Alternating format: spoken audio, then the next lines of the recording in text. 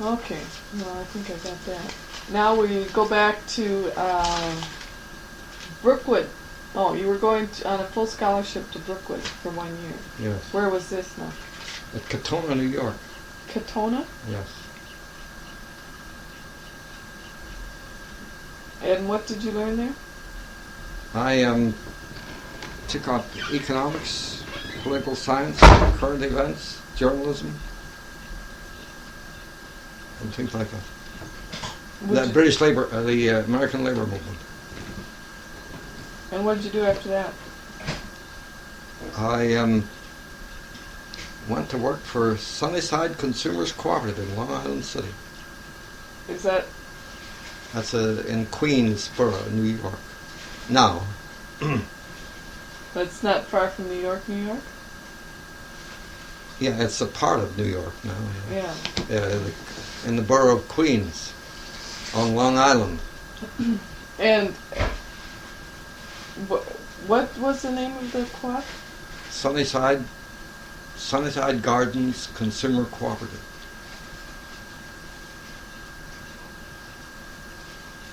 Now, why did you start working with the cooperatives movement? Because I had become, I had feeling that cooperatives could aid mankind better than any other movement I could get into. Mainly because it would draw people together. There'd be no profits for individuals. Any profits would come back to the people who were at the bottom, who purchased things from the organization. See, there are 4 main principles of cooperatives. 1 member, 1 vote. Refunds according to how much you buy at the cooperative. Limited interest on any investment you put in. What's the other?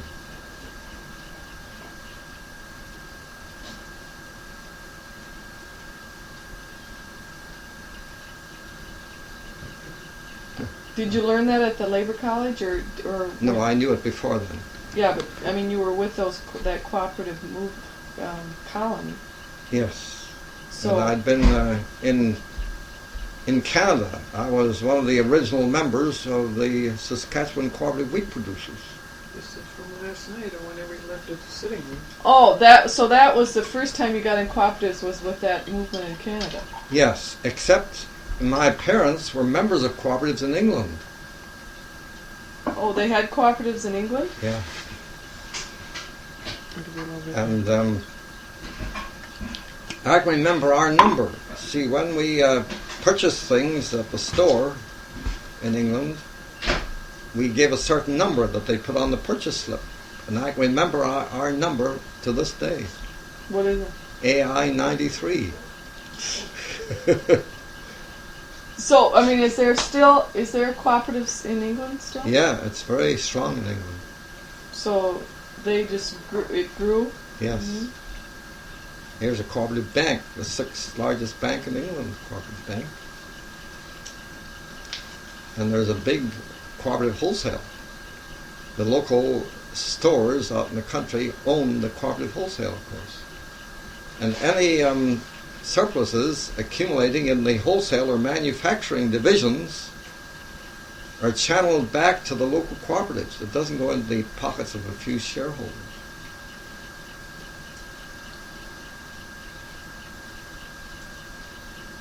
Okay. So there's no cooperative stock listed on stock exchanges anymore. Mm-hmm.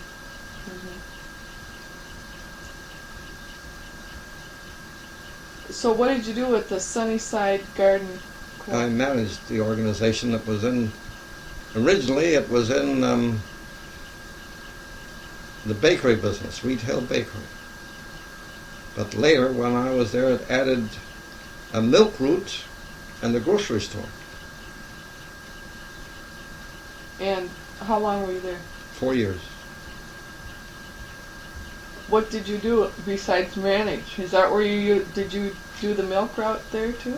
Is that when you did the milk route? Yeah. Mm-hmm. Was that all day? That didn't take all day then?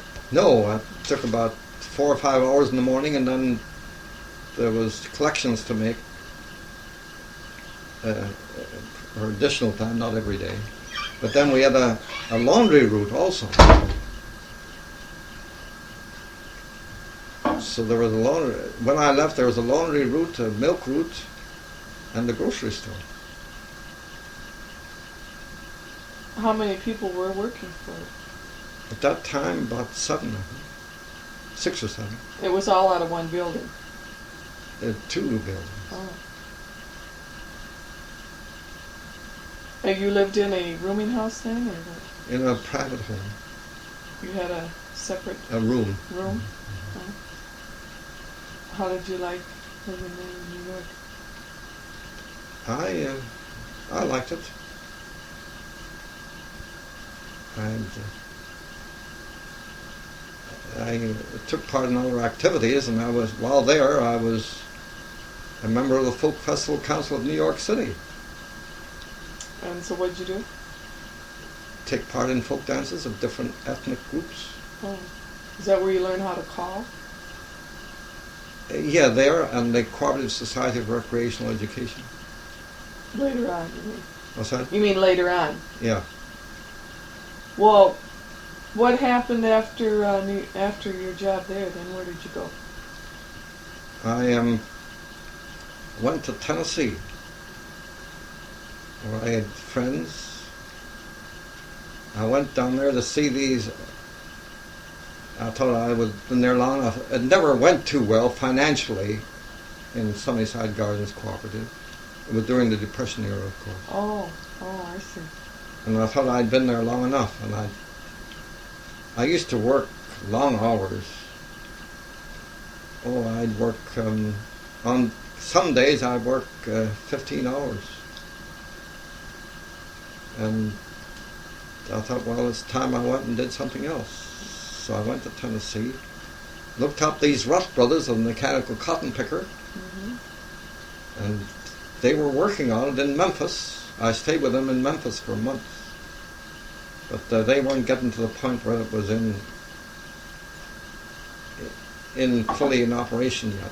They were working on it every day, making changes, and I got a job then with the Knoxville Cooperative Oil Association in Knoxville. What'd you do for them? I managed the station.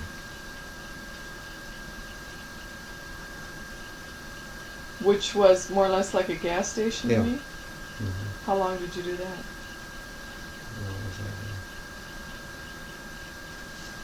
What was that? 6 or 8 months, I think. Then what? Then I quit there, and while I was in Knoxville, in that area, I was active in folk dancing, and also I became a member of the Smoky Mountains Hiking Club. Go up in the mountains and hike around and sleep under the stars and things like that. Oh. Men and women in that? Yes. Then Why did you leave this oil company? it wasn't going too well. In fact, it was losing money. And it looked as if it might come, but I left there because it continued to lose money. Its days were numbered. It didn't last too long after I left. So what did you do then? I went north, and one thing I went to was the Ashland Folk School for a month, or maybe 2 months in Michigan, where there's some good cooperators. I'd read about them, like Chester Graham, and he became a good friend of mine. And he was much interested in cooperatives. And when I was there, he used to go out and speak at cooperative meetings all over the state, and sometimes he'd get me to go instead of him. I'd speak at these cooperatives. Went to Detroit once, and Holland, a place called Holland, where he was scheduled to speak, and I went in his stead. But it wasn't a steady job. There was no money in it. I stayed at folk school for 2 or 3 months. 2 months anyway, maybe 3 months. 2 months. And then I applied to Midland for a job. There was one or two fellows visiting there who mentioned about Midland being set up on a strictly cooperative manner with all the principles involved, and had the feeling for that. So I went to Minneapolis and saw Mr. Court, the general manager, and had a long talk with him. And when I got through, he says, "When can you start?" He said, "We start everybody at the bottom." He said, "They don't start up in somewhere up the ladder." Mm-hmm. And he said, "You start packing grease on Monday morning." That was in August 1936. Well, Midland now, it's just a name, but I mean it's run like a cooperative, right? It's run as a cooperative. As a cooperative. Very strictly as a cooperative. Yeah. So I mean, it's a cooperative just like any other cooperative, except where does the name Midland It was come from? it's a cooperative for was a wholesale. It was Oh, owned. wholesale for cooperative? Yeah, it was owned by 600 local cooperatives, stretched over Minnesota, Wisconsin, some in North and South Dakota and Iowa. Is that so at this point now? Yeah. It's still a wholesale for cooperative? Yes. Cooperatives? Mm-hmm. But they're doing direct things, aren't they, with the people? They're not just a wholesaler, are they? No, they're manufacturing things too. Yeah. Yeah. And they own oil wells and oil refineries. Mm-hmm. And they have their own gas stations and so forth, don't they? Midland doesn't have. I thought they had one in North Minneapolis. Well, there might be one on Johnson Street up there. But generally they don't have, that'd be the only one though. But generally they're still a wholesaler for cooperatives. That's right. Well, what if the cooperatives, like they're dropping off right and left? Well, what, Midland's going to fold too then? Yeah, it would. If the local cooperatives went down, Midland would go down too. In some cases, the locals have asked Midland for help, and the Midland has taken over the management of them occasionally. Mm-hmm. But that isn't very often. Well, I mean, cooperatives, are they still going pretty good in some of the bigger towns? Yes. Not as well in big towns as they are in the smaller towns. Yeah, but the real small ones, like around here, they're not doing so well. No. But the Midland has grown every year since I... Oh, and it still is, you mean? And still is, yeah. Oh. And affiliated is some of the biggest stores too. Like there's a big store, several $1 million stores that are owners of Midland. Well, but the grocery business hasn't done as well as the other parts of the business, like hardware and gas stations and things like that. So you started packing grease at what, a factory or something? In the wholesale building, where their headquarters were at that time. In Minneapolis? Yeah. Then what happened? And I indicated, of course, to the manager that my interest mainly in education.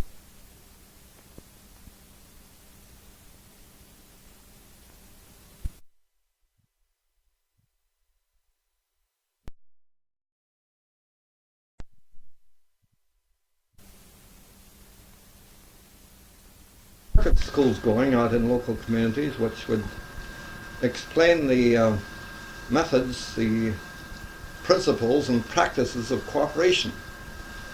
And people would go out from Midland's educational department to lead those groups, local groups, and they sent me out as trial balloon kind of out to different places in the evening, and I'd come back and work the next day, of course.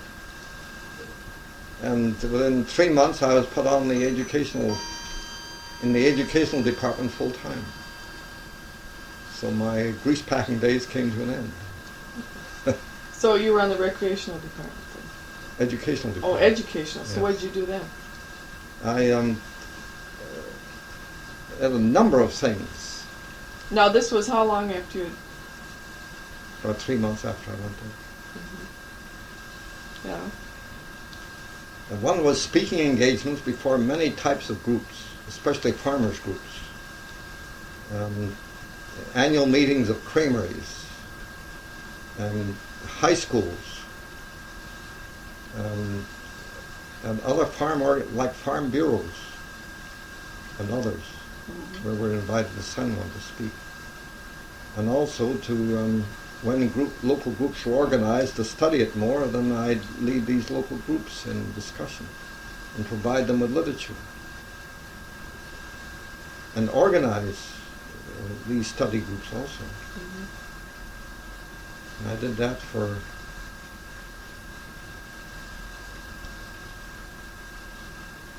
until in the early 40s, till after I got married. 5 or 6 years now, doing the same thing after that, except for 1 year I did it jointly for Central Cooperative Wholesale too, when I lived in Bemidji. So I was really working for 2 organizations. For 1 year. Yes. You did that. Maybe a little more than that. Then you went back to Midland. No. We went and worked for one organization, the Big 5 Cooperative in Detroit Lakes. At what year was that? That was 1944. I was away from home a lot. Miriam didn't like that. So now I could be home nearly every night. And where were you living then? At a home in Detroit Lakes. Oh. Well, so you were education, meaning you were educating the people. Yes. You weren't educating cooperators.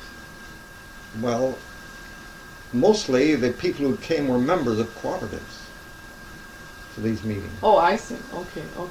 So you were telling them about cooperation. Yes. And how it operated. Now, when did you get into the recreational end? Weren't you doing that too? Well, and of course it goes back some ways. Initially, and some when I farmed in Saskatchewan and some in Louisiana, that cooperative. And in New York, I at a recreation meeting with the local people, and it was every week or every other week, teaching them folk dancing. I was a member of the Folk Festival Council of New York at that time. And I led a group of our local people in Sunnyside Gardens. This Sunnyside Gardens was a special development of a group of homes covering about 6 or 7 blocks, which had its own park. This own park had a building there too, and in this building was a lot of activities.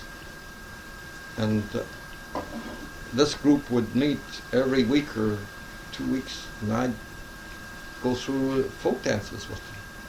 I'd lead them in folk dances. Also in this park, for a time, I also played handball every morning at 6 o'clock with other guys. Well, I mean, yeah, but weren't you doing recreation with the cooperatives? Yes. When? It started as soon as after that. After 1944?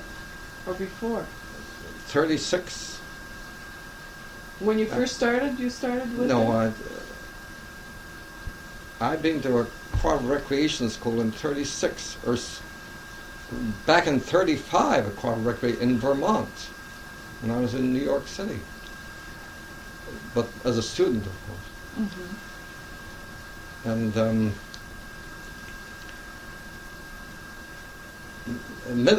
officially, the first thing I did, they knew my interest in that, I was sent by Midland to a cooperative recreation institute, so on by the Cooperative Recreation Society in a college at Grandview, Michigan. Grandview College, Iowa, I mean. Yeah. And there, an organization was formed, and I became part of it. Cooperative Society for Recreational Education. And for 5 years, I I administered their annual summer school in Iowa that year. The next year was 1938. Well, at various places: Waukegan, Illinois; Osceola, Wisconsin;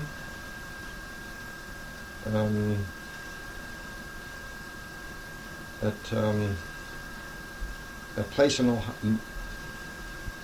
in Ohio, and Plymouth, Wisconsin. You did those for a couple of years in a row? 5 years in a row. I mean, you were doing recreational activities for cooperatives. That's right. In conjunction with my educational work. Yeah. Yeah. During this whole time, from 36 on? Yeah. Some places they would want show movie or slides. I take slides and show them later, and slides on cooperatives and talk about it, and also get them doing things as they sat in their seats to pep them up a little bit with games. Sometimes they'd have a square dance or round dancing. You got into magic too, didn't you? Yes. I remember that. Yeah, that would be in addition to promote the educational end, to create interest, promote the educational end. So that was just part of the evening. That's right. You never just went out and just did a square dance. Well, occasionally I might, but not very often. Okay. Later, for the Minnesota Centennial, I put in several evenings where it was just dancing for ethnic group down here in south of Albert Lee. It's the Czech dances. I taught that, and the Holland dances in Hollandale. And the Danish dances west of Albert Lee. I forget the name of the town now. You mean Holland from Europe? No, Hollandale. Oh, yeah, but Holland dances? Holland dances, that's right, yeah. Okay. But Seth and I was not working for Midland except partially. At Albert Lee, I was paid partly by Midland and partly by the cooperative, 6 cooperative locals in southern Minnesota and northern Iowa. So, you said you were working for the Big Five Cooperative in 1944. How Yes. long did you work for them? Until 1946. And then you went to Albert Lee, was it? That's right. And what were you doing there then? Albert Lee, I was doing the same thing, except I was working for more cooperatives at higher pay. But then what happened? Because you had some other jobs in Albert Lee. Yeah, Did you leave there? Midland? The money, the cooperatives didn't want to spend any more money at the end of 1950, during 1950. During that period, we did a lot of activities, including a radio program, in which I interviewed Hubert Humphrey on one of them, and I still got the cutting here. Oh, yeah. When he was mayor of Minneapolis. And you were on the radio? Yes. But that came to an end, and the different cooperatives didn't want to spend the money that it was costing, I suppose. So I didn't have a job then. Were you the only one doing this? Yeah. In the state? No. Oh, there was other people. For that group of cooperatives. Yeah. There are other persons in the state. Which was Big Five then? Was it still Big Five? No. In Albert Lee? No, that was another group down there. Big Five was just one organization. Oh, and what was the one in Albert Lee? Organization I worked for, what do they call it? I forget the name of it. Oh. So But how many? It was a group of 5 or 6 cooperatives. You worked for them for about 4 years, right? Yes.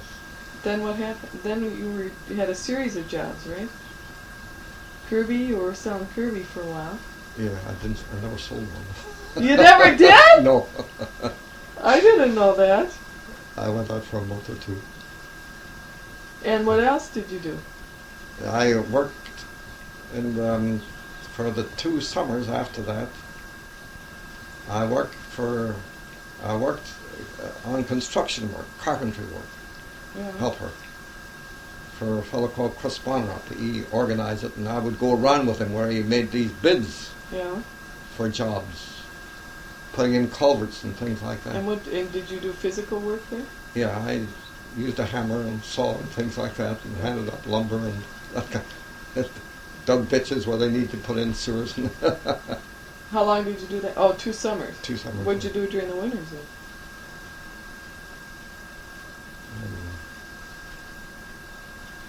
I think I did that.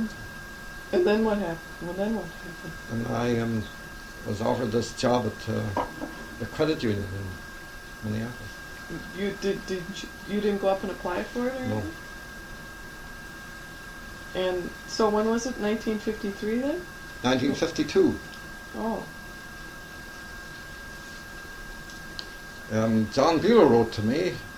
He was the assistant manager of the Twin City Co-op Credit Union at that time and offered me the job.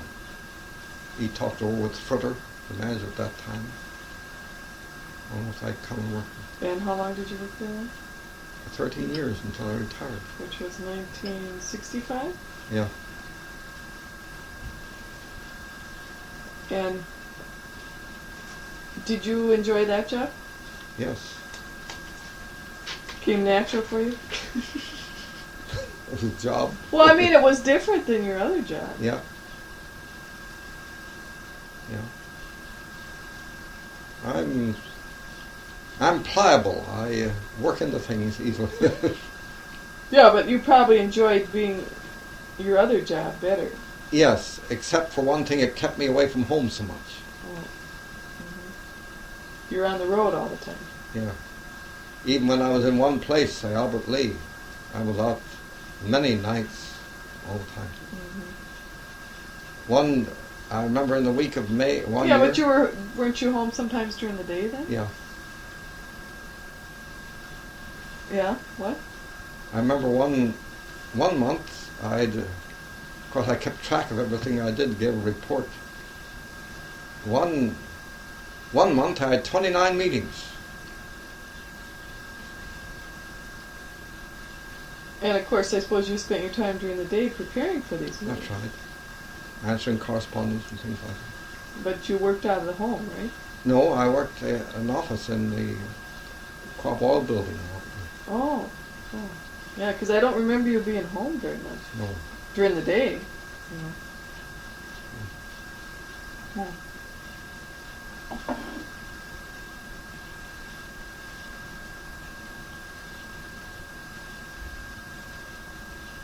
Yeah, I wanted to go back to, where did you meet Mom now? The cooperative recreation weekend I think it was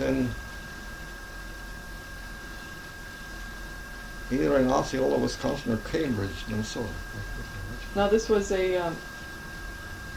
just a place where cooperatives went to enjoy themselves. That's right. No business, really. No. Okay. And yeah, what attracted you to her then? Oh, her interest in cooperatives, and she was good looking, Oh. and she worked in cooperatives. Yeah. She was intelligent.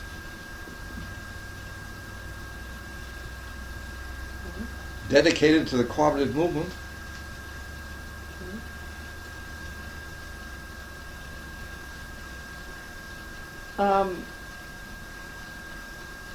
What do you think of the cooperative movement now that you spent quite a bit of your life involved in it? Yeah. It's never got to the point where I had hoped to see it, mainly because of the lack of education, the lack of understanding. By the People general generally. public. Yeah. Mm-hmm. Very few people understand cooperation. Mm-hmm. Oh, it works, its practices, and what its principles are. and what it can do. And when people get into positions in the cooperative movement, very often they get stodgy. They're there when they get up so high, it seems in so many cases, they're there and that's all they think about. It's all they're paying and don't get many new ideas.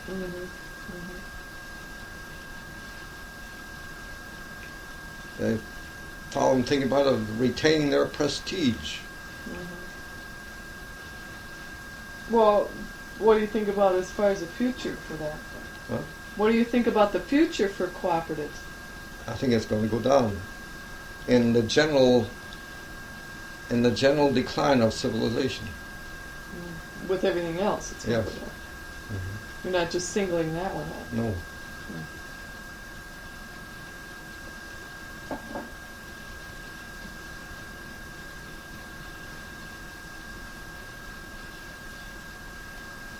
So what was your feelings when you wanted to retire then? What did you want to do? Just Retire? yeah. Just retire. Not and be active in things. There wasn't enough things for me to do in Bloomington, for instance. Although I was on the credit committee until I left there. But I was glad to retire when I did. I didn't have to go out every morning and leave at 7 o'clock or before to go to work and come home at night. But I mean, some people remain active in the co-ops and you haven't. And I was really, I mean, you've become more involved in personal Yes. endeavors, right? Yes. But do you think you sacrificed those maybe during your lifetime? I probably got a little tired at that time. No, but I mean, you started doing more things for yourself now Yes. since you retired. Mm-hmm. And, I mean, improve yourself, your health and Yes. your mind and all that. Yes. Of course, I began to have little physical troubles in my 40s, like vein litigation and tonsils removed. In the 50s, prostate trouble. That's when I began to think about my health and how I could improve it. I started to read a lot more. And in 1960, when I was 60 years old, I was determined I was going to change things. And that's when my health began to improve. So it's been about 21 years that you've been doing Yes. this. Oh, I thought it was longer than that, but it hasn't been. Not for 10 years before that, it was off and on, but 60 is the year of when I really started in earnest. And you think would have been better if you'd have started a lot sooner? Oh, yes. If I'd knew 20 years before what I'd known at age 40, I'd be in much better health than what I am now. I've got hernia, prostate trouble, a bunion on my foot. Nope. Get tired too easily. Oh, you work a lot. What was I going to say?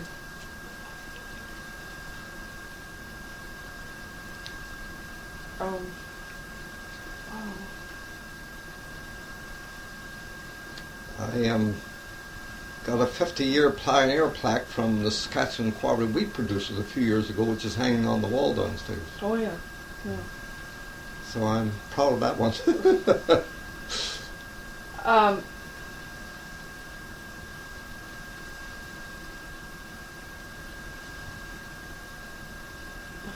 forgot now what I was going to ask you, but I want to ask too. Mom told me that you wanted to have many children at one time. When you first got married, you had expressed a desire to have many children. Oh, I might have said that flippantly, but never seriously. Oh, okay. So 2 was enough, huh? Yes. Oh, I might have had another one if Miriam had been willing. Miriam didn't want any more. Yeah, that's what I understand. Well, what kind of, I know you've told me this before, but what kind of babies were Framir and I? I mean, say, or what kind of personalities emerged in the beginning? Or whatever. Well, I thought you were, great. I thought Framir was too. But I mean, you talk about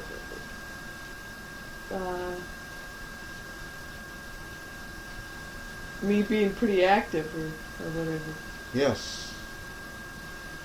You were very active. He liked fooling around with both Mom and I, getting our attention, probably mostly. You were playful, both of you. I didn't get a chance to play with you as much as I felt like it. Very often when I came home, after an absence of several days or maybe 2 weeks occasionally, I was tired. And I didn't play with you as much as I should have done. Or you wanted to, you said. Yeah, I wanted to. Yeah.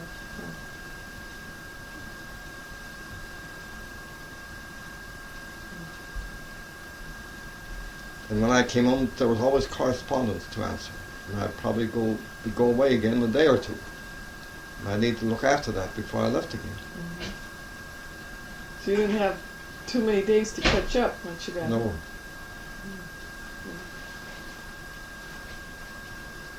So, and these, what do you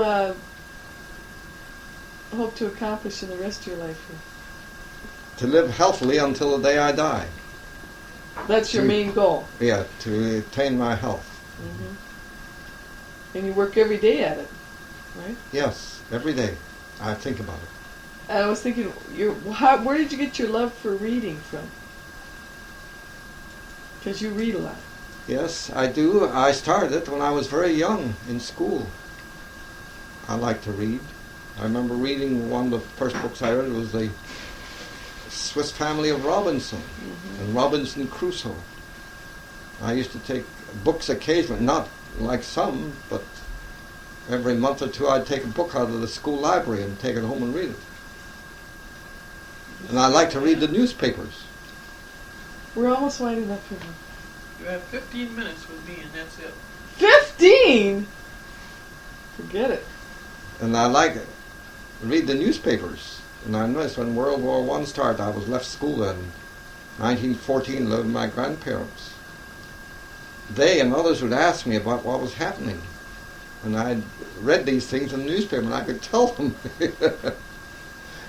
And I remember one neighbor coming in during that period. He was a man named Tucker, but no relative to my relative. He used to visit my grandparents often.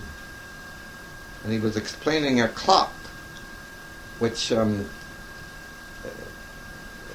or two in Judy's shop down there that had a turning movement like that, in a glass case. Mm-hmm. And this man mentioned it in some catalog. He said it was priced at $30. And I said to him, well, you can get it for 25 shillings worth. 30 shillings. I said, you can get it for 25 shillings in Samuel's in Exeter.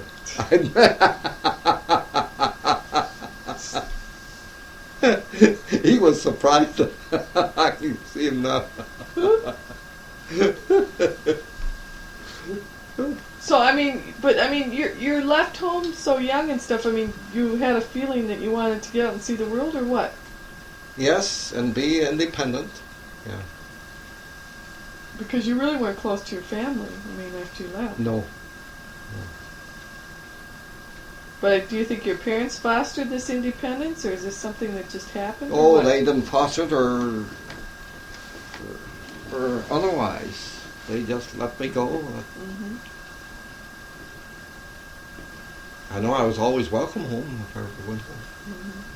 Of course, and then joining the army at such a young age, and my life was made for me for the next 5 years, you might say, until I got through my teens. You didn't have much choice. Didn't have no choice there. But I enjoyed my 5 years in the Army, except for the actual fighting on the Western Front.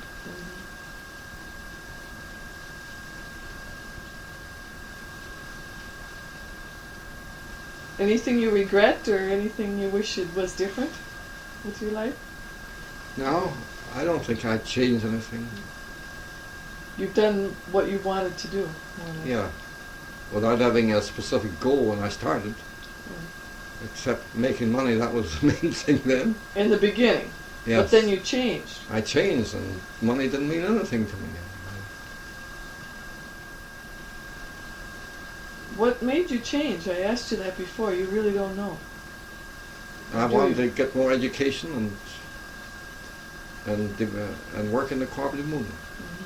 That's when I left farming. I got those ideas when I was farming. Oh.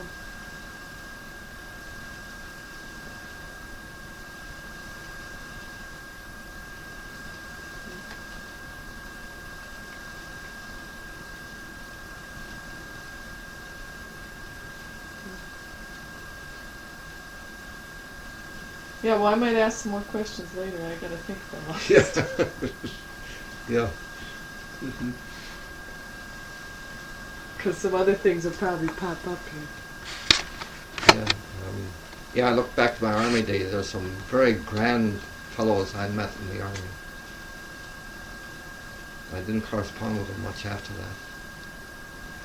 But for a few months when I was home in 1920, I sailed on occasionally in Exeter when I went to the soccer games.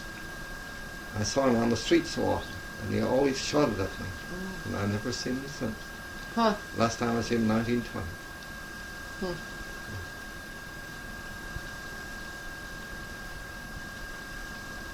And my best friend at that time was killed in that crater episode I talked about. He was a fine guy too. He was much older than I, but I think he took a fatherly interest in me. And he died there. I felt very badly about that. You hadn't known him too long, though, didn't you? Yeah, he'd been with me for 6 months? Or? 12 months Oh. or more. Oh. Ever since I joined the army, he was. Oh, and you had gone together to the front then? Yes, in the same platoon. Oh, I see. I see. I thought maybe you just met him there. No.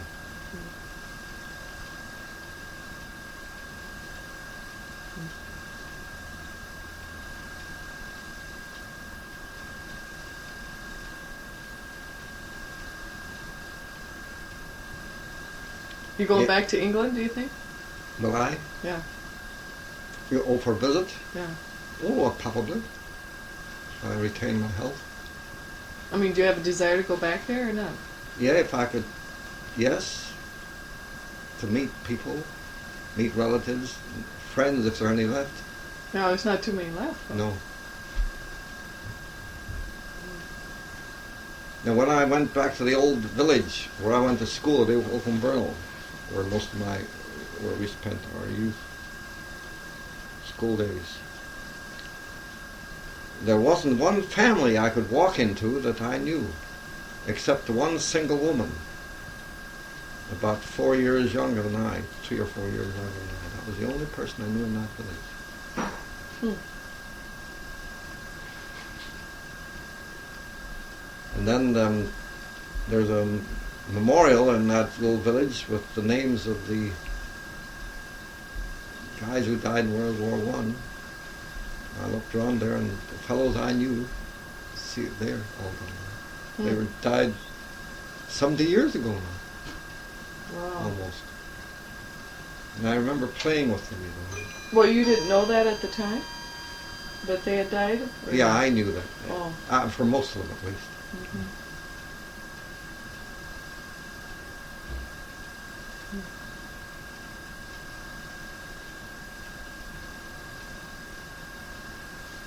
Well, Dad, I think it's time for lunch.